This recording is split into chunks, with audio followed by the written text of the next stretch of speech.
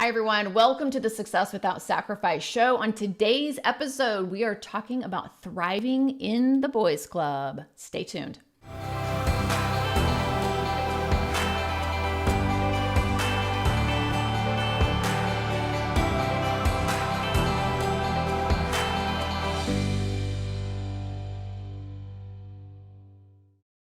Hi, everyone. Welcome back to this episode of the Success Without Sacrifice podcast. My name is Kate Byers. I'm the founder of the Good Life Institute, and I'm here along with Jadine Cleary, our Director of Performance Coaching. Welcome, Jadine. Today's going to be a fun episode. We're talking about thriving in the boys' club. Ooh, I love it. Thriving in the boys' club. And let's actually just rename this club. Yes, that's what we're going to do today. We're going to kibosh the club. So I don't know how many of you out there are listening to the show who might be working in a male-dominated culture in corporate America. You might be a doctor or in the medical profession, which depending on what you do in the medical profession can be very male-oriented. You might be an attorney. There's a lot of times we find these sort of old, traditional, stodgy, like sort of male generational law firms that you may be working for. Whatever it is, you might work in some industry that's very male dominated. This episode is for you because ladies, now that we have a place at the table, we need to start enjoying it, right?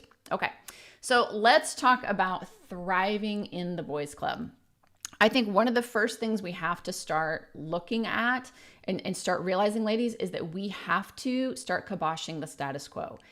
It doesn't have to be a club anymore. And for many, many, many of the women we work with, when they believe that this club is against them, we start to ask them to question whether it's really a club, and they find out that it's not. It's not like there's a bunch of men sitting in the corner conniving and scheming against the few females in the organization. But there are patterns at play that can be frustrating at times as a woman. But the first thing we have to do is we have to really kibosh this whole idea that it's a club, that people are scheming against us, that nobody wants us there. Because if you come into a situation already feeling devalued, you're making it way harder, right? And as you know, everything we talk about, I want you to feel empowered. And so we're talking about making changes in you. Sure, we can lobby, the top of corporate America to change the boys' club. We can have D&I policies and things, and those are important too. But, I was just recently doing an interview for International Women's Day, and we were talking about D&I. And a lot of the women that we were talking with, we all agreed, like all of us have been put in positions before as women so that we are part of that diversity inclusion, but we weren't given any power. So it's not about placing a woman into a room. It's about you stepping into the room and understanding that let's just get rid of this whole idea of a club. And Jadine, tell me a little bit, before the show, you were talking about the girls' club. So share with me a little bit about that. Well, Kate, your phrase of you stepping into the room is perfect. And I was sharing with you, I come from the world of sport, and the sport I was in, it was all women. So it's funny to me when people talk about the boys' club, because I'm like, there's girls' clubs, so to speak, too. And the whole reason we start to feel like it's a club is when we feel like we don't belong.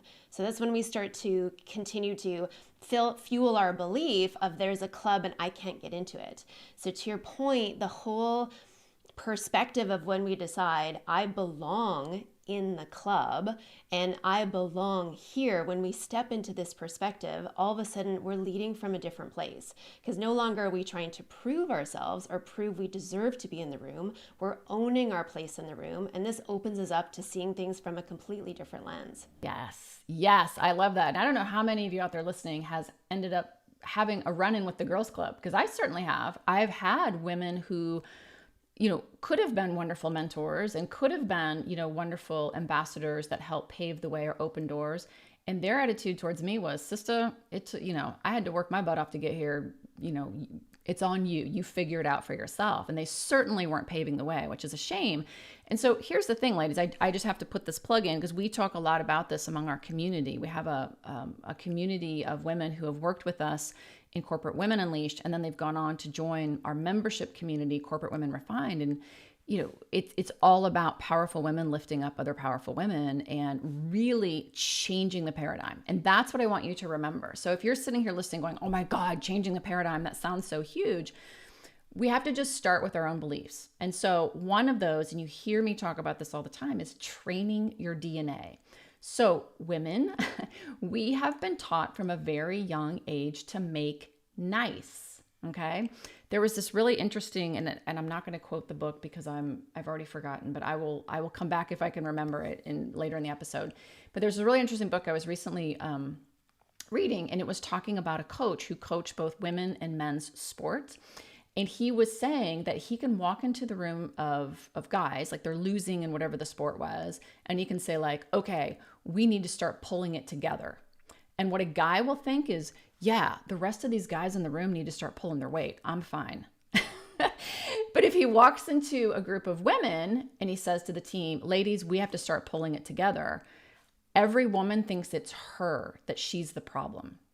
That is internalized, and that was taught to us. And so the same thing is happening when we're working with groups of men. We think that we're the one that's lacking. We're the ones that aren't good enough. We're the ones that have to prove ourselves, because that was taught to you as a little girl. You were taught to make nice. You were taught to share. A lot of women don't play sport as often as boys do. Women don't ask as much. Girls, they're not asking to go on a date. Guys are comfortable with rejection. They're used to losing in sport. A lot of these things are conditioning from a very young age, where girls are taught to be nice. And so now we are walking in this room full of men. We don't want to be seen as the what in the china cabinet or whatever. We want to be seen as someone who's an equal or someone who has a voice. And it starts with you. So if you believe this is a club and you're on the outside breaking in, you will walk in the room and it will just permeate the air, that you feel intimidated, that you feel scared, that you feel, defensive, all those things. And I can't tell you how many times where we help women retrain that DNA and retrain that belief system and say, wait a minute, girl, you got this. Just walk in the room and sit down. Don't ask where to sit. Don't say, oh, excuse me, was that your chair? Sit. Just go sit and you're fine, right? Like that's the first piece. So you've got to kibosh the club, right? Well, and the first step in kiboshing the club is kiboshing your beliefs about the club. Because the more you focus on it being the club, the harder it is for you to feel like you're a part of it. And Kate, your example is actually from Peter Jensen. So Peter Jensen is one of the sports psychologists we work with, and he's been to 15 Olympics. And when we were talking to him about what's the difference between coaching men and women, to your point, that's exactly what he said.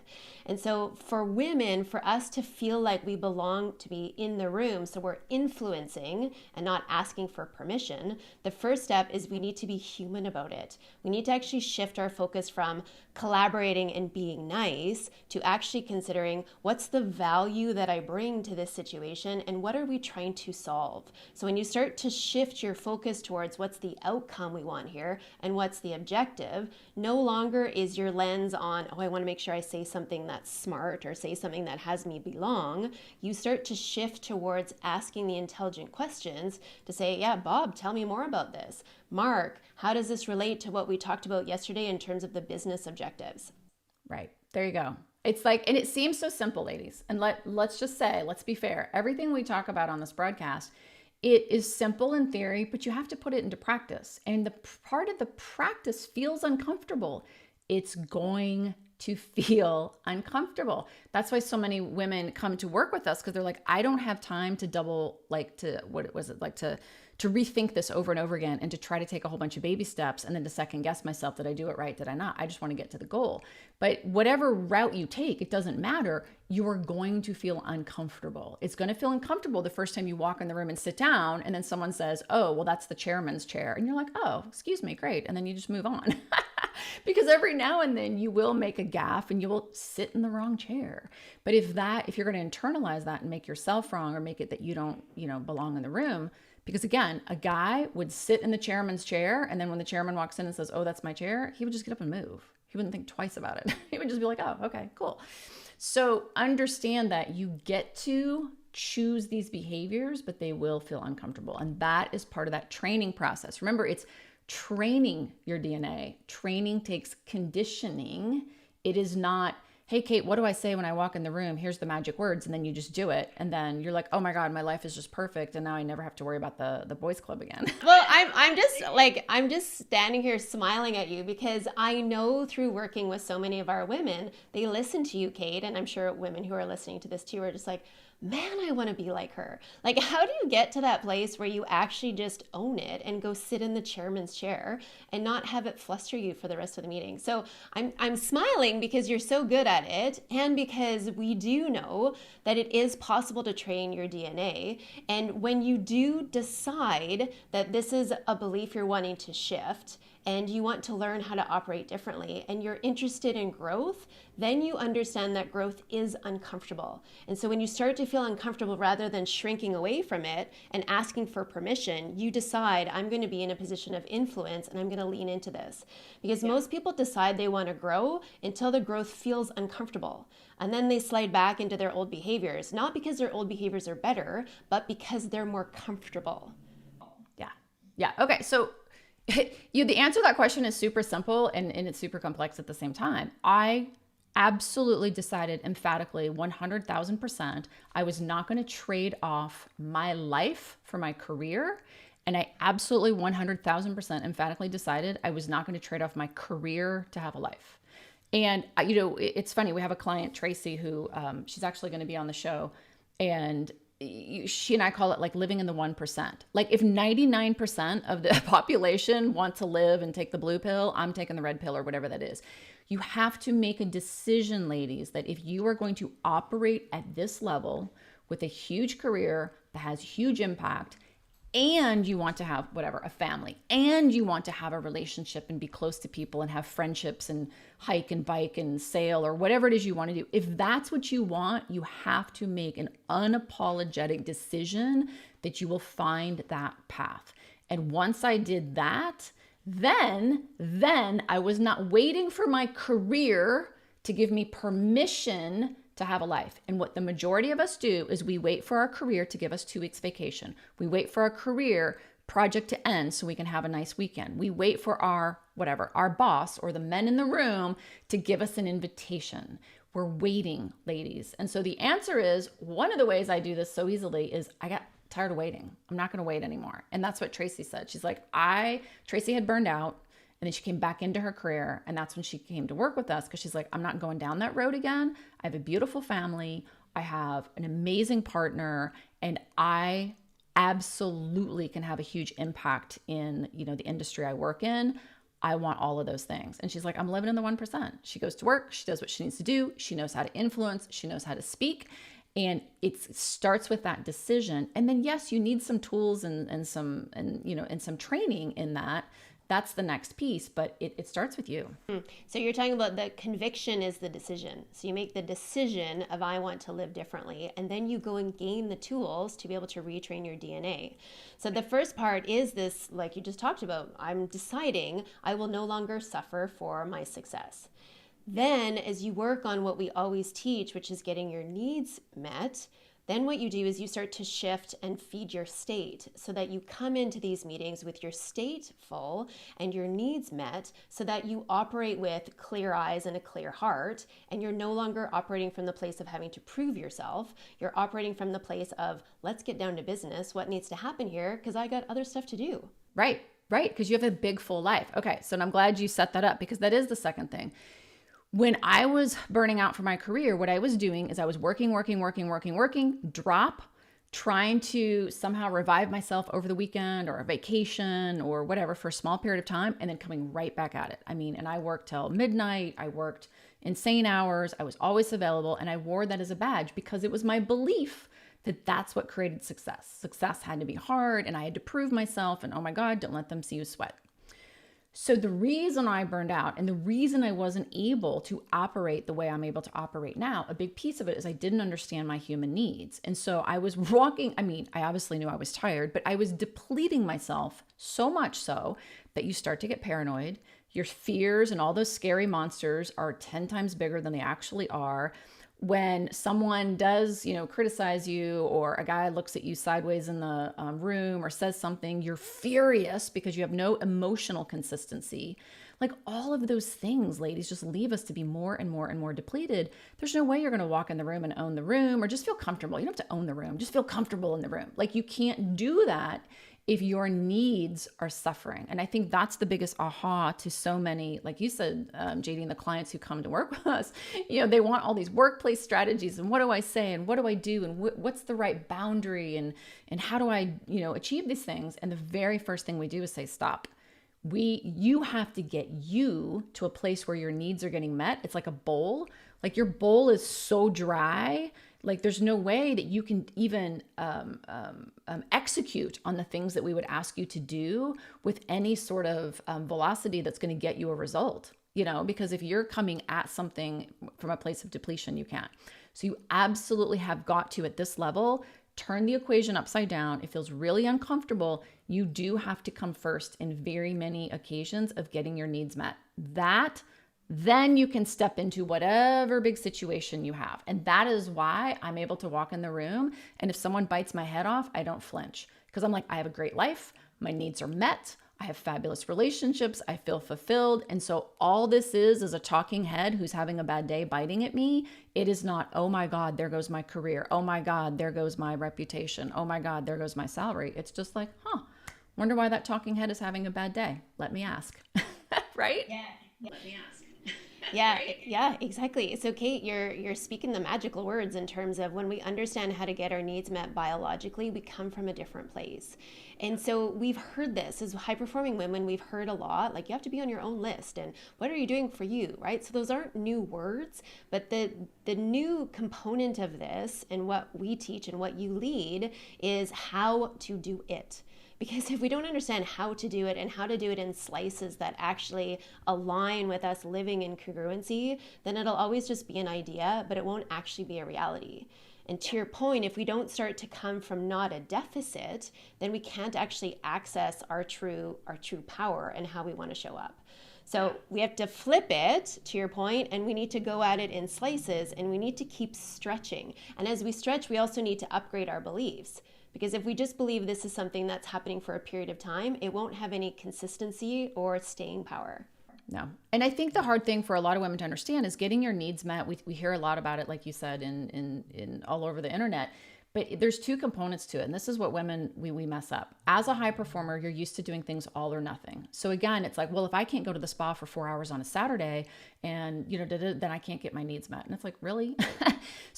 But at the same time, it's not always in small slices because I think we've all done things before where you get an hour to yourself and you try something to help yourself feel less depleted. Maybe you jump on the Peloton for 30 minutes or you jump in the bathtub or whatever. And then afterwards you're like, now I feel worse. So there's two pieces to it. One is you have to know what the need is you're really trying to meet. That's the one you have to go after. Don't just go to the spa because everyone told you need a break. You may actually need to go hiking with your partner, or you may actually need to cuddle with your littles in bed. The opposite is true. You might not need either of those things. You may really need some time all to yourself. Even in small slices, this can start to biologically fill that bowl back up so you're not so depleted. So it's knowing actually what need you're meeting. That's key. Being willing to do it in smaller slices. And then I think the third component is though creating some that it is dynamic, right? There are times when I've been like, oh my gosh, I'm so excited. I'm going to go do this, thing for an hour. And then the stuff happens, the dog vomits and now you got to pick that up. And then your kids miss out on their homework and you got to help them find it. And before you know it, you got 20 minutes left. Oh, but Kate can still get her needs met in 20 minutes. Do not believe I can't. And so when you're willing to be dynamic with it, you still understand you're like this mad scientist just pouring these little bits of juice into the bowl all day long, all week long, all month long, all year long, and just upgrading and upgrading. And it's like anything, like in sport, when you first learn to run a marathon, you don't run a marathon on day one. It's little baby steps, but then all of a sudden you look back in a few weeks and you're like, oh my God, I'm running a mile. And then in a few more weeks, you're running 2 miles. Same principle, ladies. You have to start and you got to just keep it going. Does that make sense? Yeah, it makes a ton of sense. And I'm thinking about, and I know you know who I'm going to talk about. So one of our clients who is in our membership committee, our membership community, and works at one of the big four accounting firms. She's a partner, and she was explaining to our community probably a couple of months ago. She's like, "Okay, ladies, I need some energy. I'm going into these meetings again, and it is the old boys club, and I'm working to do my part where I'm showing up and leading from possibility and not proving myself." And she worked on her perspective and how she showed up for a couple of months. And then last week, she reported back to us. She said, "You know what? This week there was an opportunity. Everybody was going away for a retreat, and I decided I wasn't going to go because my daughter needed me at home." So she made a different choice based on her needs and based on where she is in her position of influence. And guess what? When she was at home with her daughter, doing what her daughter needed her to do, she was receiving all of these texts from all the boys in the boys club going, "Where are you? We miss you being here." And it was beautiful for her because she said, "You know what? I made a decision based on what was important to me and my family for this trip. And not only did I honor my 9-year-old and what she needed from me, and I honored myself, and I was also missed." Like, talk about influence. Right. And I want everyone to understand this. This person that we're talking about, she's not a magic unicorn. She had doubts. She had to work hard to break through some ceilings to get to this position. She's the only woman partner in her group. Everyone else is male. I don't think the guys look at her any different. It was more her learning to look at herself different. And she really buys into this thing I just told you about a minute ago, is you have to make this unapologetic decision to live differently. Like, she would call herself a trailblazer. She's like, why do I have to follow the women above me? I don't want necessarily to be them and the path that they've gone. And why do I have to follow the path of the men? Why can't I create my own path? And that's what she's doing. So she's now blazing a trail for men and women in her organization to say, you can have a career that is client side 24/7. You better make your numbers. Like, you all know what it's like to work in management consulting. These are really tough organizations to survive and thrive in. And you can take your daughter out to dinner, and you can say no to the offsite campus, whatever it was, the retreat that all the dudes are going to. And she didn't go. And nobody forgot about her. They were like, oh my God, I can't believe she's not here. Like, she's created that. Do you understand? Like, she has curated that, and that's possible for every woman.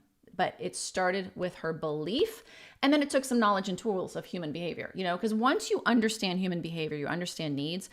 Now all these dudes are just humans, and granted, they have a different perspective, but they're just people trying to get their needs met in ways that are sometimes different than us as women. And when you see that, now you can read past the behavior. So whatever that behavior was that you might thought was insulting, or it was degrading, or they talked over you, or they were bullying you, maybe not. Maybe that's just what they've grown up with, or maybe that's just the way they've learned to communicate. And when we stop taking it personally and realize that you have a place in the room, you just get curious and you're like, Bob, hey, hold on a minute, pump the brakes. I notice whenever I'm speaking that you tend to jump in. I'm curious, what's going on? Like, do you not feel like what I have to say is valuable? Are you concerned about what I have to say? Am I somehow making you nervous? How can I help you? Because I want to make sure that we both have plenty of room to speak. Now, I might not bust that out in the middle of a board meeting with the chairman sitting there. Like, I don't want to humiliate someone in front, but I might have that private conversation with Bob. And you just do that. And it's because, Jadine, we were talking about this. I had to look at my notes before the show, is what this woman is doing. Tabitha is her name. What Tabitha's doing and what I'm doing and what the women we work with doing is they are now operating from a place of possibility instead of permission. Okay, I'm going to say it again. Everyone write this down if you can. They're operating from a place of possibility versus permission. That permission, ladies, was given to us because for so long, all these different professions that we're talking about were male dominated. We had to ask permission in order to be there. You have to stop asking for permission. And that's like that last piece. And I think what's really key in order to get the tools, there's different things you could do. Obviously, you could go talk to a therapist. You could work with an executive coach for different structures. But what we really do is we teach you how to fish. We're teaching all of the women we work with about human behavior. So when they walk in the room, they understand very distinctly who they are and how they can operate at this level. And they see everyone else as humans with just unique behavioral traits. They can go pow, pow, pow, pow, pow. I see what everyone's needing in the situation. And now I know how to cut through that noise and just be at peace with what I'm going to say. And then they go home and they walk the dog and, work out or whatever they want to do for the day. Like, that's the difference in understanding. And so that's the major tool for me that made all the difference. Once I understood that my behavior was creating the problems I had and I can change my behavior, oh, that was like game on. I'm like tools, or it was like keys to the castle, right? They're unlock the golden handcuffs right there. Yeah, well, and to your point, Kate, it doesn't happen in one or two coaching sessions. I love executive coaching. I come from this world. The challenge with most executive coaching is it stays on surface strategies. So, and we also tend to coach towards what the client we think they should know, and we pull from there. The challenge with that is it only goes so deep. So unless we have the understanding of how to teach towards the human behavior and perspective, there's not a framework to attach it to. So for all of this to come together and for you to feel comfortable in the quote unquote boys club and not believe there's a boys club and lean into the human club, all of these things need to come together. You need to make the decision, because the decision decides your conviction of how you want to operate in your life. Then you need to understand your needs. You need to understand which need needs to get met, and then start to practice this as you take your seat at the table. And when you do this over time with feedback, you come up with your own individual roadmap for how you're going to ensure you're influential no matter what happens. Absolutely. Yeah. And this is all things that, ladies, you can do on your own, right? Like, you can do this by yourself. It just takes a lot longer to get there, right? Because you're not going to have your litmus test is going to be the mistakes you make. And then you're going to have to look at your own mistakes and then and sort of say, was that a mistake? Was that not a mistake? Should I try it again? And I think that's the reason why people at this level do work with trainers and coaches, because I don't think it's just coaching, right? It's that training piece. If you don't have the knowledge and the education, now you don't know how to fish. And now you have to always be attached to your executive coach the whole time to coach you every time you start to have self-doubt. And that's not what we want to create. Like, I want a framework that shows me how to operate in any situation at any point at this level I've chosen to live at. And whether it's a level, I don't know, maybe that sounds haughty. I don't mean it to be that way, but I'm just saying, like, I've chosen to have a big life. I want to have an extraordinary life. I want to do big things with my life. And so do the women that we work with. And they're like, I just want to get there now, So I don't want to slip and fall and then have to go 2 steps forward, or what is it? 2 steps forward, 1 step back, 2 steps forward, 1 step back. I just want to go 2 steps forward, 2 steps forward, 2 steps forward, 2 steps forward, and start enjoying my life. And for that, you want to be working with, a mentor, a trainer, someone who really understands how to do the things that you're doing. Not just someone who looks like they have a great life, because they may not know how to teach. You've got to find someone who actually can get the results. And I think that's the last piece before we wrap the episode, which is, women, you've got to get past this. And I had to too, the scarcity. I don't want to invest in myself. Everyone else in the family gets full price clothing, but we go to the sale rack. I mean, seriously, like, this is your career, but this is your life, right? This is so much more than that. This is the quality of your life. And living at this level, if you want to live in that 1%, in that trailblazing arena, yeah, that's going to take some tools, that's going to take some time, and that's going to take, a real investment in working with someone who can help you get there, right? So you don't burn out before you get to the goal. Well, the exciting thing for me is I feel like we're busting myths, and it's not about the girls club or the boys club, it's about the human club. And let's remember, we've all been socialized in certain ways. And now as adults who want to live our big, audacious, bold, beautiful lives, we get to rewrite how we want to show up. And when we have the right support for doing this, it's like, let's just see what we can create. It's beautiful. All right. And I think with that, it's a wrap for this episode. So I want to make sure that if you are a woman out there who is ready to live in the 1%, you're ready to be that trailblazer. You are destined to have a big career, but you also want to make sure you're having a big life. I want to invite you to book a call with our team. One of our coaches will be happy to meet you for 45 to 60 minutes for what we call a breakthrough call, where we can really pull apart what's working in your career, what's not, what's holding you back, where are those trade-offs really happening, and most importantly, what's possible for you. And I tell you, the women we talk to every week, they're like, this has been the best time I've spent focused on myself. I can finally hear myself think even on that call. All right. So I want you to go to goodlifeinstitute.org/call. That's goodlifeinstitute.org/call.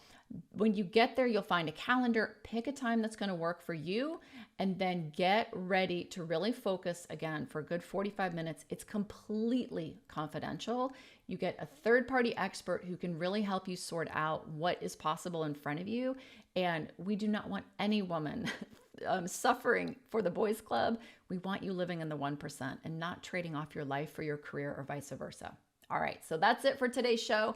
It's been great, and I'll see you next time.